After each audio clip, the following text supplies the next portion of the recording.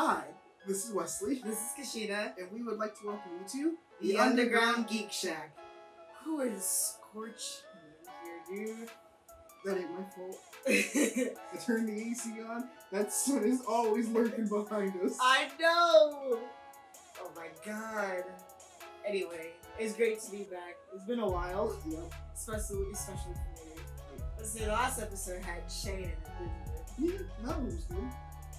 They bet it was.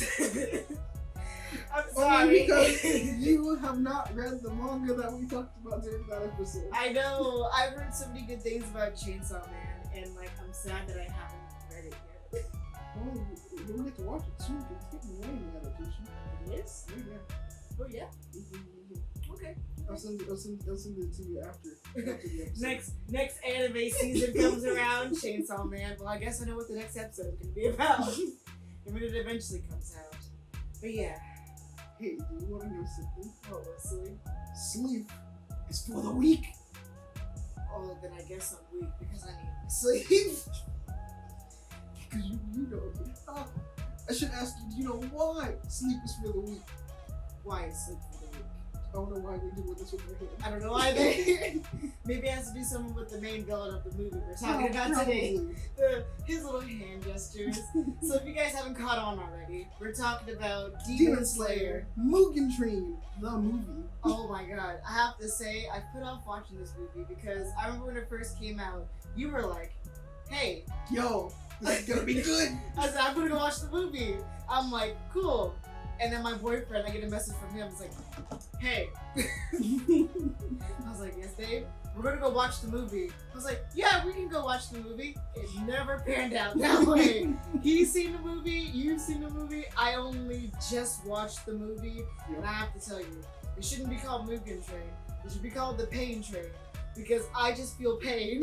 Yeah, it's gonna make you feel pain. I didn't think I was gonna cry as much during a Demon Slayer movie. Well, I mean, I should have expected it in all honesty, and I have to think about it, because if you guys haven't watched, so the movie continues on from what season 1 goes on. Yeah, because season 1 ends with them getting onto the train, then it just ends there. Yeah, it just ends. Not season 2. The Mugen Train picks right back up from that current point, so it basically feels like it's just an extended episode. Yeah, and I have to say, I like how they do this. First off, spoiler warning, if you haven't seen Mugen Train yet, definitely go and watch it. Yeah, it's definitely worth the time.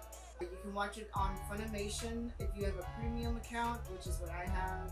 And I got it from YouTube. It only costs like $14 to buy from YouTube. So wait, did you buy it or you bought it, not rented? No, I bought it. So you own it? I bought it so I can keep it. So he bought it off of YouTube for about $14. I have YouTube Premium. Not YouTube Premium. I have Funimation Premium. And that's how I watched it. So yeah, if you want to watch it through Funimation, you can definitely do that. Yeah, either one, it's pretty good. But yeah, back to the actual movie. First off, this is gonna double for me specifically as two things. One is gonna be a review of the movie. Two is also gonna be a review of the English dub, because when I watched Demon Slayer, I watched it in the Japanese sub. Same. And I've said this before in the past, but I'll reiterate it today. Typically, whenever I start an anime, if I start it in sub, most likely I'm going to continue the whole series just in sub. That includes the movies as well. I made an exception for My Hero Academia because I started it in sub, but I've heard so many good things about the dub that I switched over to dub mid-season 1, and I stuck to it's fine. And I stuck to the dub ever since. The only reason why I'm saying sorry was because halfway through My Hero Academia, I wanted to switch to you said watch the dub, and I was like, fine, I guess I'll watch the dub. And I watched the dub, and I was like, oh, it's actually pretty good. Yeah.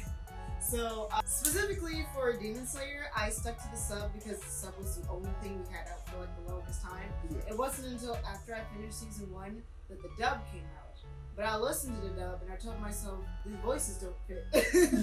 So I wanted the voice of Deku to be the voice of Tanjiro.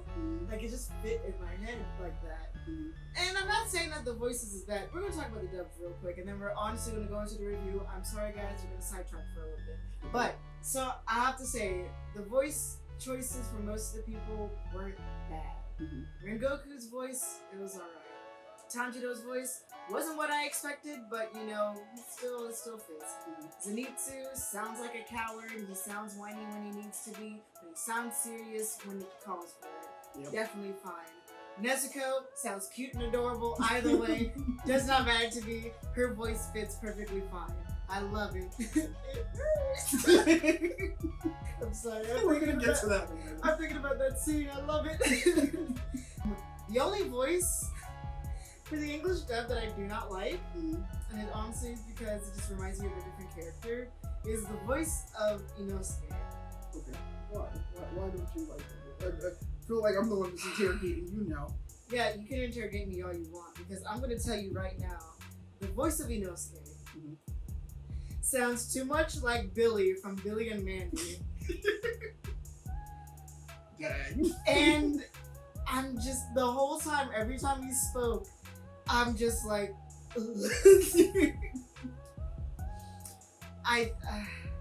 Billy and Mandy I loved, it was my childhood. Same. But it should not fit in an anime. the everything that's happening is so tense and everything. I'm like, yeah, get into the action. Inosuke speaks and I'm like, that little shiver. Oh. But yeah, even the voice of the freaking demon, I loved it. He sounded arrogant, he sounded tosh. I wanted to punch him in the face the entire time. I'm like, your voice is perfect, everything is perfect. Except for Inosuke. He sounds too much like Billy and I hate it. But the movie was good. Yeah, the movie was definitely amazing. Before we get on to the movie, what are your thoughts about the English voices? Because I mean, obviously you heard my opinion. Yeah. So I want to hear about yours, because you were in the same boat when we watched it. Yeah. Season 1.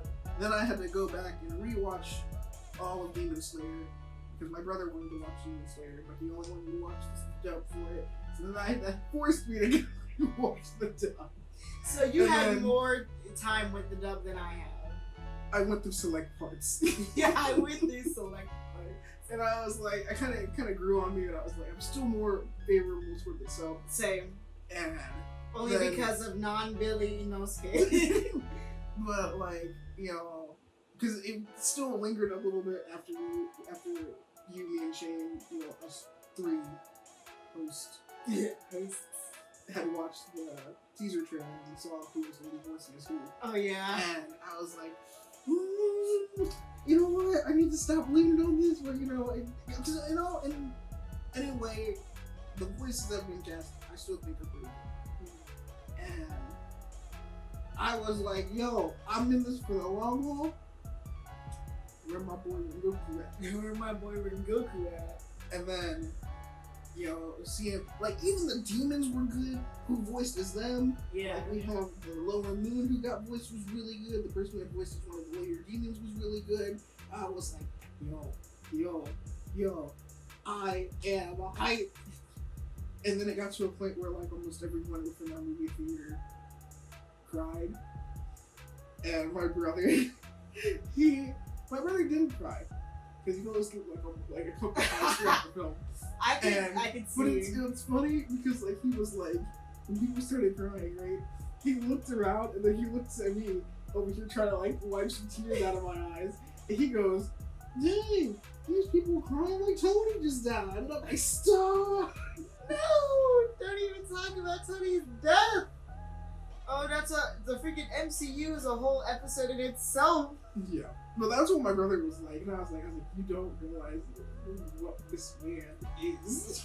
You just don't know, bro. And the only reason why I started crying was because of the quote. And he was like, oh, you're only crying because of a quote? I was like, you don't understand what that quote means, my It boy. means everything.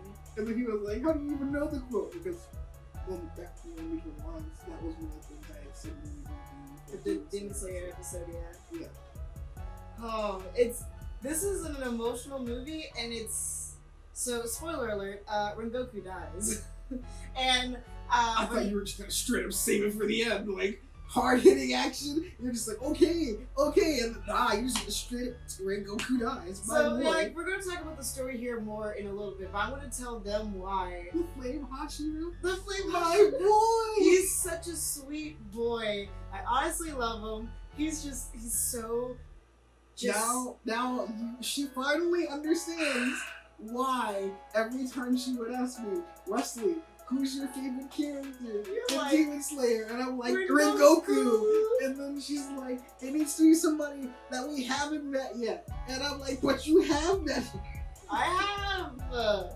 And now she sees why I like him so much. I love him. I hate the fact that he's dead so early. We literally just got to know him and he's already dead. I'm so mad, man. I'm so upset. But no. So let me tell you my thoughts going into the movie. When I watched Demon Slayer season 1, it was a little bit sad. Like, yeah, the tragedy of Tanjiro and what he has to deal with and everything. That was sad. But like, I didn't cry. I felt the sadness in my heart.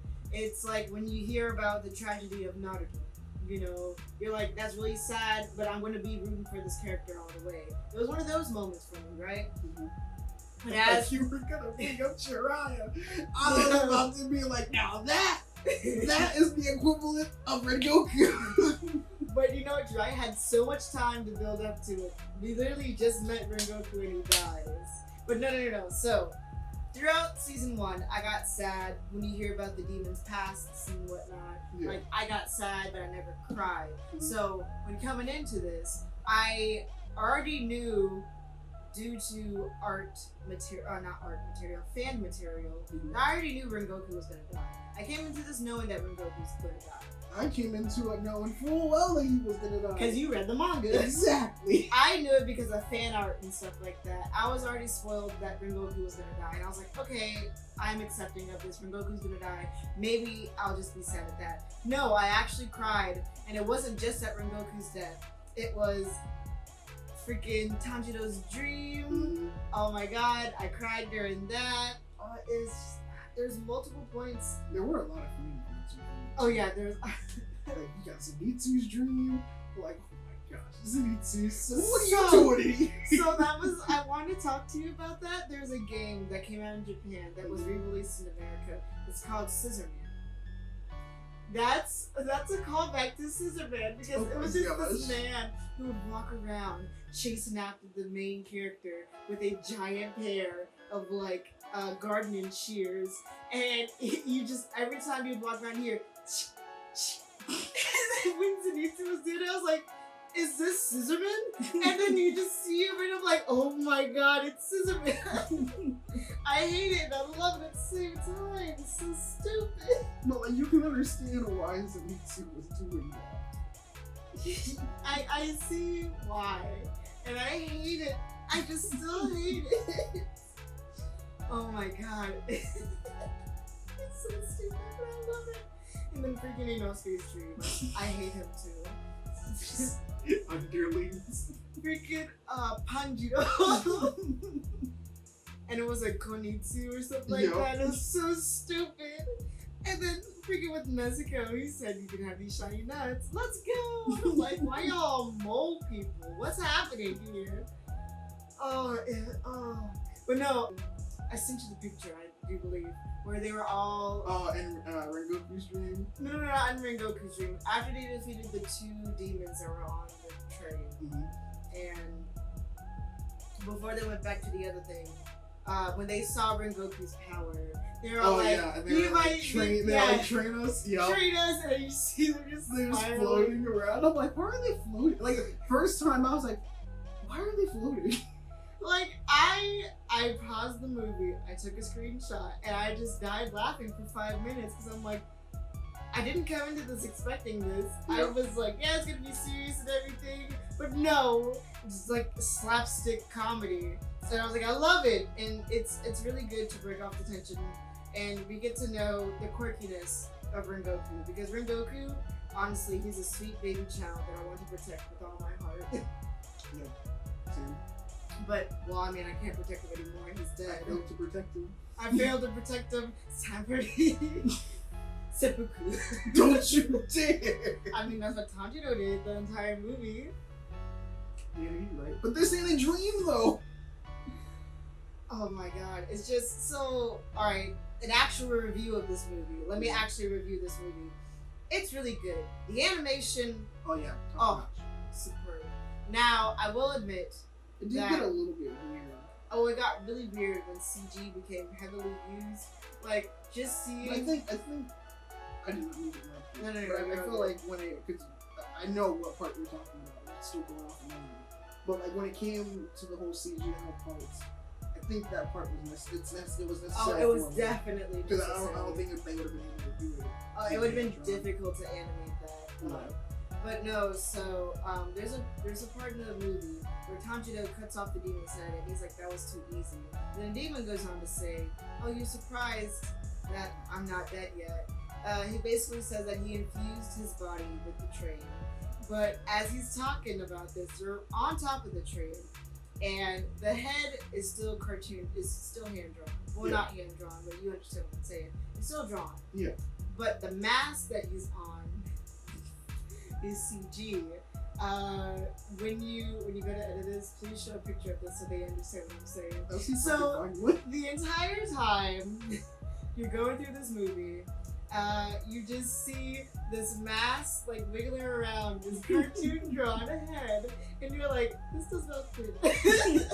I literally paused multiple times and I was like, what am I looking at right now? What is this? And then all of a sudden, the train becomes what you've seen off of freaking Cells at Work Code Black. Clogged, disgusting. I'm just like, ew. What is this? Ew. I mean, the feats that were obtained throughout that entire thing. Yeah.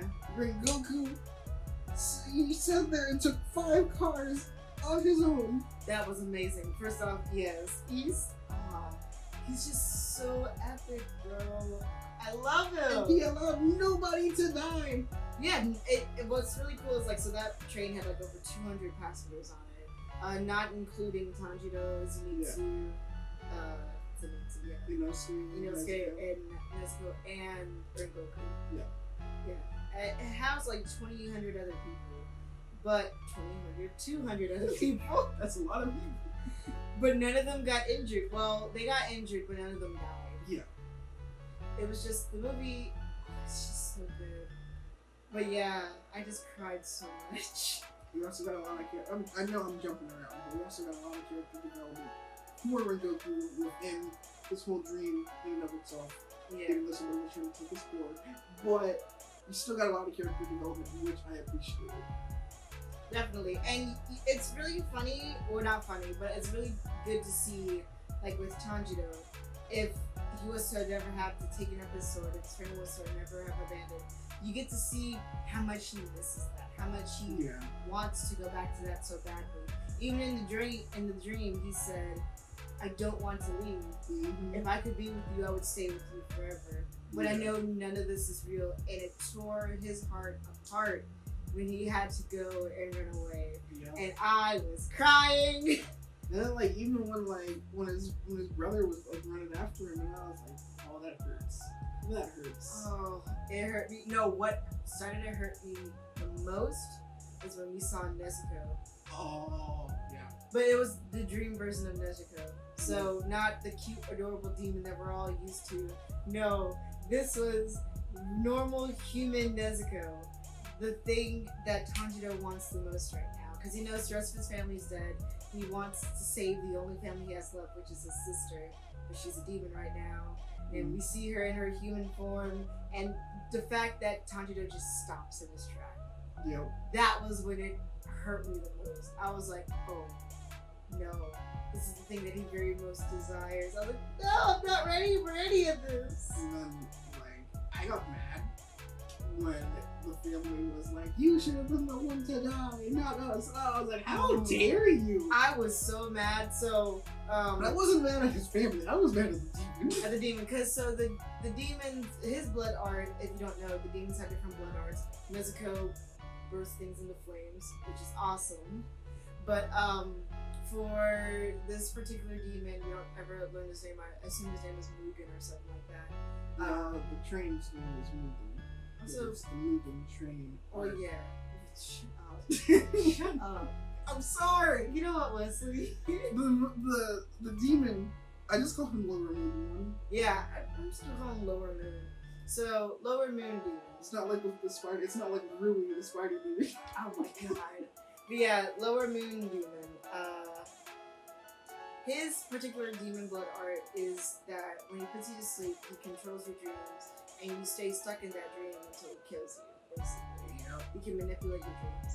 And so he made everybody in the train go to sleep, and he manipulated people's dreams so that they could have what they very much desired. And then he twisted it around. Yeah, he would twist it around right before he killed you, because he always liked the face that people would make when they realized that it was just all wrong. Yeah. And I wanted to punch him in the face for that. I was like, dude, your voice acting is superb, because I just want to punch you in the face right now. I want to fight. But then we also got to talk about like the people who actually went and into our characters' dreams. Yeah, so the demon employed the help of some humans, and I'm assuming that he does this with Hashiras, because you know a lot of demon slayers is chased after him. So what he done with these people was he had them tie a rope so that they can become tethered to the person that they want to enter the dream of. They would enter their dream, find their spirit core, and then destroy it, and that would kill them on the spot, so that he would be free to do whatever he wants with the other people. Yeah, because basically, I mean, I like the strategy that he was thinking of, because he was like, yo, get the minions to take out the heavy hitters. Yeah.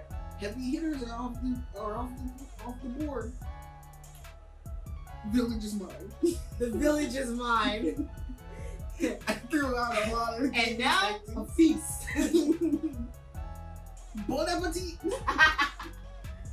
But now, because I like that, but then I also like, because there was the one dude who went into Tanjiro's dream trying to find his spirit core, and he didn't like the little that was another part that made me cry.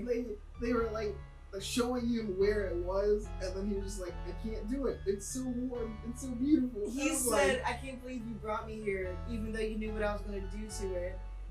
Oh my god. And that's only because, like, that's the kindness that's within Tanjiro. He wants to help out everybody, even though he knew, or he didn't know. Yeah. But, like, even though his spirits knew that dude just wanted to kill him. Yeah. But like they were like, well, we're gonna help you out anyway, you know, because that's just Tanjiro's personality is I wish to help you out. Whereas everyone else just like everyone else was malice, man. But I liked how freaking Tanjiro woke up and they all went after him. He's like, I'm sorry, but I have to defeat you. And they all come and he simply is just yep. I mean, cause like he didn't want to hurt him. He didn't want to. He just straight up knocked him out. And I'm just like, understandable. No bloodshed today. No bloodshed. And then you find out that the dude has tuberculosis. The one chick, she was like, how dare you do that to him? And then just goes to attack, and I'm like, nah, fam, stay away. You ain't trying to catch these hands. You Tanjiro. He would he did his fast movement and everything. Yep. And they were like, oh crap. And that last girl, she was like, I just love it. Oh my god. But no. So, you would think that, you know, maybe... Because Rengoku didn't defeat the demon train. It was Inosuke and Tanjiro that was the one that killed him. So you're like, how did Rengoku die? Well, plot twist at the end of the movie, and this was the thing that really got me. It's the fact that they did not pick one, but two boss fights in here, and it was just epic. It was like, you kill the demon train, everyone is safe. Tanjiro gets stabbed. Before you go on, I know you really want to go on. I know. So when it came to Tanjiro, because Tanjiro in the dream has to kill himself in order to wake up. Yeah. Which isn't really that uncommon, because if you're having a nightmare, the only way for you to wake up is to... Well, yeah, it's said that if you wake up before you die in your dream, you'll be alive. Yeah. And so, Tanjiro has to take himself out in the dream in order to wake himself back up in reality. How did you feel when you realized that he kept waking in and up out of, like, he kept going to sleep, and then within combat, he would wake himself up and continue the motion. Every time he would go back to sleep, I was so scared because I was just like, I don't want anything to happen to him. And or how did you feel when Inosuke was coming down, and then he actually had to stop Tanjiro, and he was like, because he hey, this ain't a dream. This ain't a dream. Because he was just like, he was so used to killing himself in the dream to wake himself back up that, you know, he was like, this is not the dream. You know, wake up. We are in reality right now. And I'm like, oh my god, because it is true. When you're in a dream, you think everything is real. Yeah. And so for him to constantly be knocked out, woken back up, knocked down, woken back up, and he knows the one way to wake himself back up is to kill himself in the dream. It was just, oh my god, because my heart was pumping, because I was like, oh no, he's gonna kill himself in real life because he doesn't realize he's not dreaming at the moment. And I was just, everything was just heart racing. But now, because we have a little bit of time, now you can go into the final boss fight, the thing that actually kills freaking Rengoku. Akaza. Oh my god! Demon Akaza.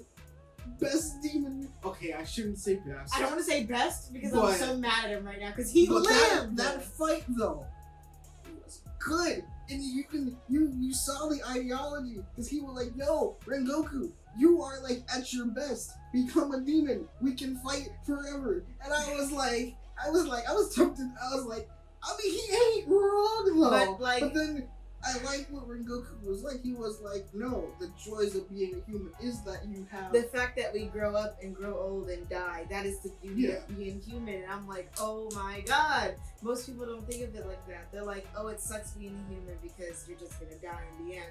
What point is it?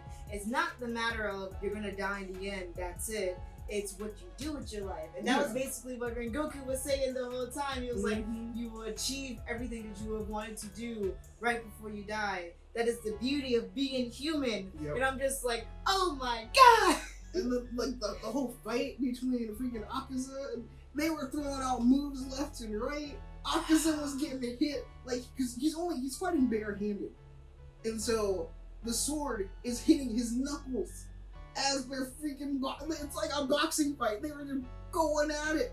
And I was like, yo, this is so amazing. Like, but the thing that I'm just still upset by the fact that Akaza lives and he ran away. But it was understandable, man. I know. Because remember, demons only fight at night, and plus the sun was coming up too. So he had to get away, which I did like the fact that Rengoku was like, I ain't letting you get away, and proceeds to stab him, and then proceeds to shoot fire through him. I really thought he was gonna kill him. Like, no, I thought Rengoku was gonna get him, and I was like, yeah, oh, cool. Me too. He was gonna get him, but then he was gonna die afterwards because of all the mortal injuries. And I was like, yeah, no, I was gonna be completely acceptable of that. I already knew Rengoku was gonna die. Yeah. I thought he was gonna take this boy out with him. He's like, I ain't going alone.